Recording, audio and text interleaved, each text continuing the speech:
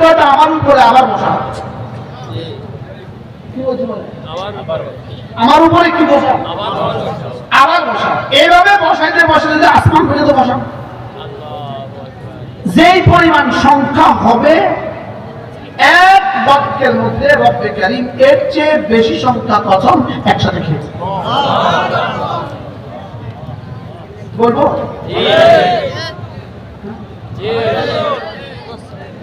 فلا أقسم بمواقع النجوم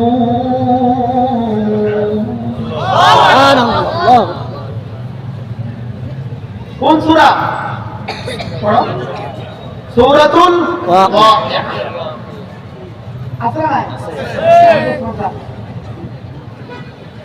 فلا أقسم بمواقع النجوم। এই বাক্যটার মধ্যে আল্লাহ তাআলা বলেন আমি কসম খেয়ে বলছি। কিসের কসম?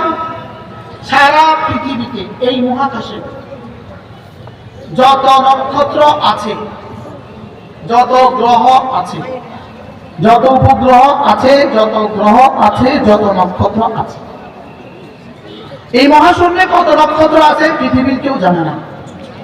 বলে পৃথিবীর কেউ কি জানে না? ওরা 50 বছর মেহনত করে তাদের দেশ চাঁদকে প্রদক্ষিণ করে আসছে। 50 বছর মেহনত করে চাঁদকে প্রদক্ষিণ করে আসছে।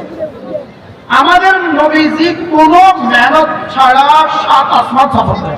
সুবহানাল্লাহ।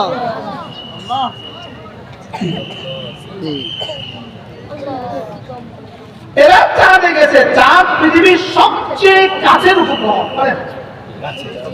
চাঁদ পৃথিবীর কি? চাঁদের নিচে আর কোনো উপগ্রহ নাই। চাঁদ পৃথিবীর সবচেয়ে কাছের উপগ্রহ। এবার আল্লাহ তাআলা বলেন পৃথিবীতে এমন কত নক্ষত্র আছে যেই নক্ষত্রের আলো সৃষ্টির শুরু দিন থেকে পৃথিবীতে পড়তে শুরু করেছে, এখনো জমিনে এসে শেষ হয় নাই। সুবহানাল্লাহ বলেন।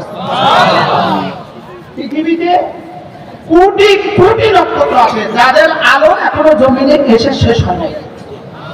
আলোর গতি, আলোর গতি, আলোর গতিতে এসে এখনো পড়ে নাই। কত গ্রহ আছে, কত উপগ্রহ আছে, কত নক্ষত্র আছে এই মহাশূন্যে, এটা রব ছাড়া কেউ জানে না। রব ছাড়া কেউ কি? এক একটা নক্ষত্রের ভিতরে যদি 100 কোটি দুনিয়া ভরে দেওয়া হয়, পৃথিবী ভরে দেওয়া হয়, তার কাছে আরো জায়গা থাকবে। এজন্য আমাদেরকে যে বলা হয় আখিরু মান ক্বালা লা ইলাহা ইল্লাল্লাহ, সর্বশেষ যে লা ইলাহা ইল্লাল্লাহ বলেছে তাকেও আল্লাহ তাআলা 10 দুনিয়া বরাবর জান্নাত দিবেন। যদি প্রশ্ন করা হয় 10 দুনিয়া বরাবর জান্নাত, এত বড় জান্নাত পাবে কোথায়? আল্লাহ তাআলা এক নক্ষত্রের ভিতরে এর চেয়ে বেশি জায়গা আছে। সুবহানাল্লাহ। আল্লাহ তাআলা বলেন ফালা উকসিমু বিমাওয়াকিন নুজুম, আমি কসম খেয়ে বলছি মাওয়াকিন নুজুম। নুজুমটাকে বলে যা আছে সবগুলোকে একসাথে বলে নুজুম। সুবহানাল্লাহ। এবার বলেন তো দেখি এখানে কতগুলো কসম একসাথে খেয়েছে? সবাই বলে না কয়টা? কয়েক হাজার, কয়েক লাখ, কয়েক কোটি। এবার প্রতিটা গ্রহ নক্ষত্রের জন্য আল্লাহ তাআলা একটা উদয়ের জায়গা রেখে দিয়েছেন, একটা অস্তের জায়গা রেখে দিয়েছেন। প্রতিটা গ্রহ নক্ষত্র আজকের 14 এপ্রিল 1 লক্ষ বছর আগে আজকের গ্রহগুলো যেখান থেকে উঠছে, আজকের এদিনে সেখান থেকেই উঠছে। 1 কোটি বছর আগে যেখানে ডুবছে, আজকের এদিনে সেখানেই ডুবছে। প্রত্যেকটা গ্রহ নক্ষত্রের জন্য দুটো জিনিস আছে, একটা হলো উদয়ের জায়গা, আর একটা অস্তের জায়গা। বলেন এবার প্রতিটার জন্য কয়টা? সূর্যের জন্য কয়টা? চন্দ্রের জন্য কয়টা? এবার সূর্যের আর চন্দ্রের প্রত্যেকটা জন্য 365 দিনে 365 উদয়ের জায়গা, 365 দিনে 365 অস্তের জায়গা। এবার বলেন প্রত্যেকটার জন্য কতটা? 365। বলেন যোগ 365 সমান সমান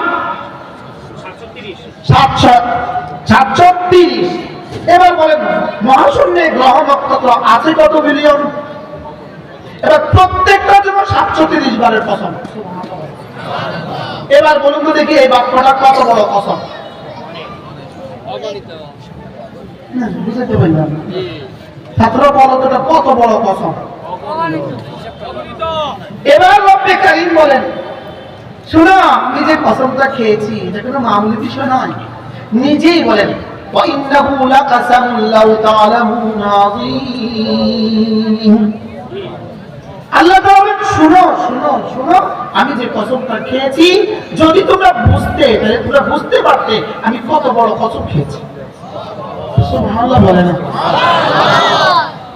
কি বলছে?